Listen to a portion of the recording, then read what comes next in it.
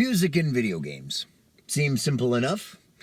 Perhaps even taken for granted that it's always been there. A candidate for the first ever video game was called Bertie the Brain. It was basically a tic-tac-toe game built in Toronto, Canada by Joseph Cateson in the 1950s for the Canadian National Exhibition. The game was 4 meters tall, and the player would enter a move on a lit keypad with the game action playing out on a grid above. I did find a few videos of gameplay, but as far as I could tell, there was no audio with the game. Not even beeps and boops. Tennis for Two, or also called computer tennis, depending on who you ask, was designed by William Higginbotham in 1958. Rad last name. Try saying it aloud a few times. The game was displayed at Brookhaven National Laboratory's annual public exhibition. It used an oscilloscope as a display and 2 custom aluminum controllers. Again, I'm not totally sure, but I don't think there was any audio or sound effects to accompany the game, aside from the super loud sounds the controllers made. A few years later, in 1962, the video game Spacewar hit the scene. The objective was to shoot at each other's spaceships without getting sucked into a star or black hole or whatever the thing in the middle of the screen was supposed to be. It ran on the PDP-1 mini computer, which was still ridiculously huge, but I guess small compared to some of its predecessors. Anyways, as far as I can tell, there wasn't any sound. I'm not sure why sound effects in video games weren't thought of in the early days. I did a video on the theremin, which was the first ever electronic instrument invented in 1920, so I'm pretty sure electronic sounds had been possible for decades already. Why couldn't anyone kind of put 2 and 2 together? I guess it was just easier to get dots on a screen to dance around and kind of do what you wanted them to, but it seems it took another 10 years till we got video game sound effects with Pong in 1972. The game had 3 different variations of a bloop kind of sound. One when the ball hit the paddle, another when the ball hit the wall, and a longer, more annoying sound when someone scored a point. By 1978, arcades were quickly becoming a thing, with Space Invaders kind of leading the pack. The game technically had music. It was 4 different tones that repeated over and over and over, getting faster and faster as the game progressed. The game also had a bunch of different and equally annoying sound effects as you fired your weapon, hit an enemy, or when the flying saucer-looking enemy entered the screen. Perhaps the problem is starting to present itself. The sounds that were possible just weren't very pleasing to the human ear. Kind of like the option of silence or nails on a chalkboard. All of a sudden, silence doesn't seem that bad. Rally X was maybe the next milestone in terms of continuous melodic background music, but still not quite toe-tapping. As the 80s progressed and the NES hit the scene, music in video games started to become the standard. The NES was pretty limited for sounds, and I think a lot of the time, it's kind of overlooked how talented early composers like Koji Kondo were. They did so much with so little, and many of the early NES soundtracks are still iconic today. It wasn't until the SNES was released that music in home video games really started to sound less bleepy and bloopy. Other 16-bit systems were still kind of in the Stone Age when it came to audio, but the SNES was released later in the game, so kind of had a chance to learn from others' past mistakes. The Super Nintendo basically had its own audio subsystem, kind of like a computer in a computer, and the capability of 8 different sounds at once. For the first time, a home game console was able to take a half-decent shot at a video game soundtrack. Now, don't get me wrong, I love the music of Zelda, Mario, and so many other classic games, but it wasn't until a few friends and I rented Roll Racing that we heard songs we recognized from outside of the gray plastic box. Roll Racing was released for the SNES in 1993 by Interplay. Interplay has been publishing games since 1983 and is probably most known for the Fallout series. They had a few other rad, notable releases on the SNES, like Earthworm Jim and The Lost Vikings. They also had a PC re-release of SimCity Enhanced, which was basically the same game I played on the Super NES, but with some weird-ass cutscenes inserted.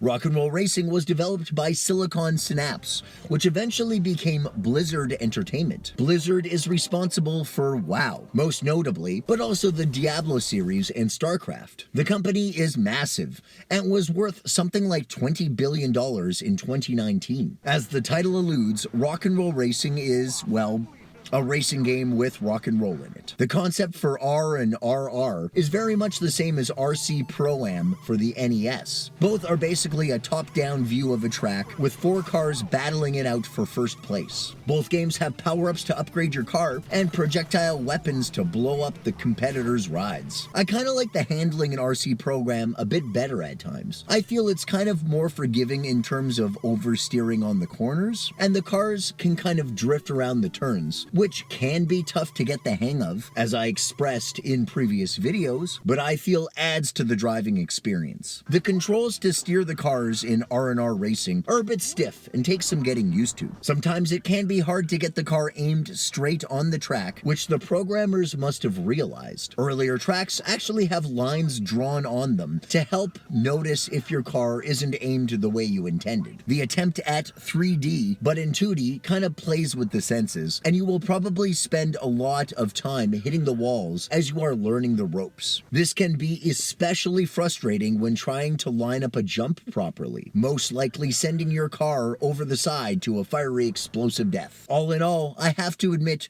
the controls are pretty good, and definitely not as frustrating as the jumping in Castlevania. Rock and Roll Racing was originally going to be the sequel to a game called RPM Racing, also developed by Silicon Synapse and released by Interplay in 1991. RPM was an acronym for Radical Psycho Machine Racing. I hope someone in marketing got a high five for that title. Both games, RPM and RR, used a game engine from the 1985 EA release Race Destruction set for the Commodore 64. Race Destruction was probably the inspiration for all of these kind of games, including RC Pro-Am, and is maybe the true original. Let me know in the comments if you know of an even older predecessor. I searched and searched for a storyline to Triple R, but came up empty. I found a picture of a page from the instruction booklet online, which suggests there might have been a bit of an explanation for each character's backstory, but the resolution was too low to actually read it. For now, let's just assume they are all rad rockers ready to race. And for those who have never played,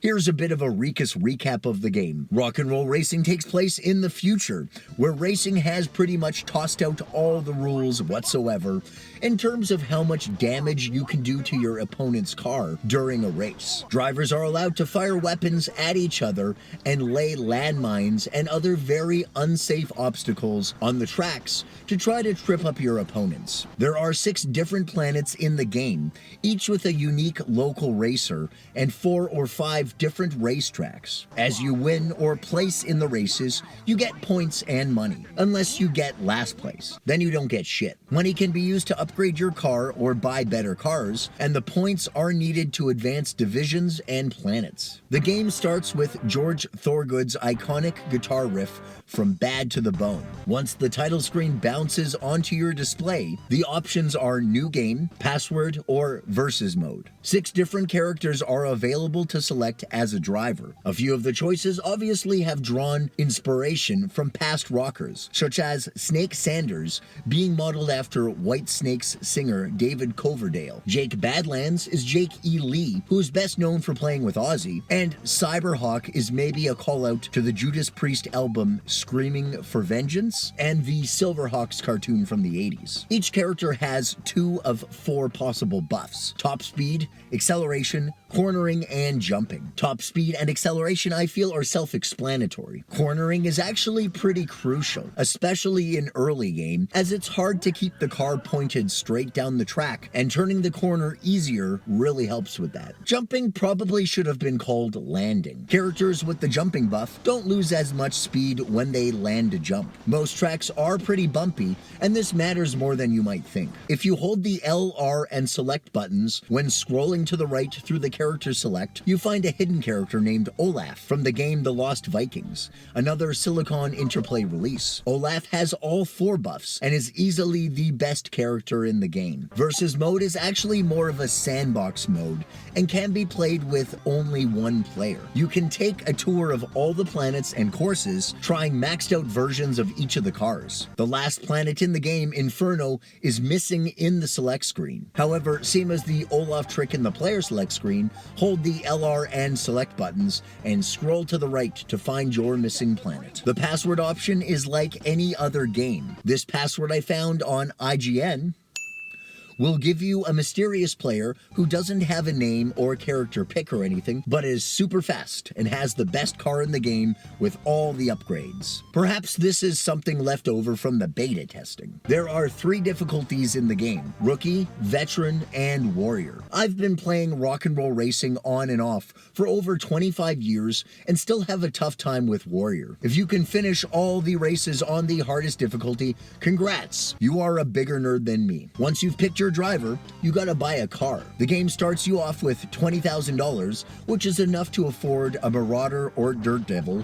with $2,000 left over. I'm not sure if there is actually a difference between the two, to be honest, but I always seem to go with the Marauder. It's probably not worth upgrading the first car, aside from maybe an extra armor upgrade if you keep blowing up, or more lasers if you're really struggling. Once you can afford the next car, the Airblade, buy it and enjoy the wonders of nitro boosts. It's worth putting a few bucks into the Airblade, as you're going to have it for a while, and I usually upgrade the armor and buy some extra missiles and nitros. A few planets later in Bogmere, a new vehicle called the Battle Trax becomes available. The Battle Trax kind of looks like the Fast Trax remote control vehicle from the 80s and corners like a dream. The game starts to get pretty hard by this point, and also you probably have some money to burn, assuming you didn't upgrade the Airblade too much. So it's worth buying a few add-ons for the Battle Trax and toys to make sure you get some checkered flags. A couple more planets later, the hovercraft appears at the auto dealership. The hovercraft is the best vehicle in the game, with the best weapons. It's worth upgrading this marvel of 1955 as high as you can. It has weird red balls as a primary weapon that will move on their own to find an opponent. The soundtrack to Rock and Roll Racing